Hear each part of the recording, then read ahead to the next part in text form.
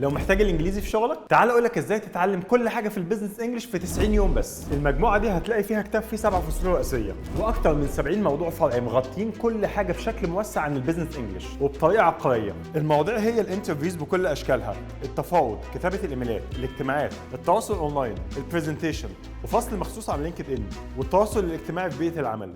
في كمان 5 كتيبات مجانا من ضمن المجموعه، كتيب اهم المحادثات، ودي محادثات اضافيه في البيزنس ولكن متخصصه جدا، محادثات عن الذكاء الصناعي والتسويق والمحاسبه والبنوك والبورصه، كتيب الانجليزيه للسفر، وده هيخليك تتعامل بالانجليزي في اي موقف اثناء سفر، سواء في المطار او مكاتب الصرافه والاتصالات او البنوك او حتى المستشفيات او حتى الصحه والمرض. كتيب فكر بالانجليزيه تتحدث الانجليزيه، هيعلمك تبطل تفكر بالعربي وتترجم قبل ما تتكلم، يعني هتتكلم انجليزي بكل تلقائيه. كتيب خطه ال90 يوم لمذاكره المجموعه، واللي فيه خطه مفصله لمذاكره المجموعه يوم بيوم. كمان المجموعه متسجله باكسنت امريكا عشان تنطق صح. اطلب المجموعه دلوقتي من خلال الموقع وهتوصل لك لغايه البيت.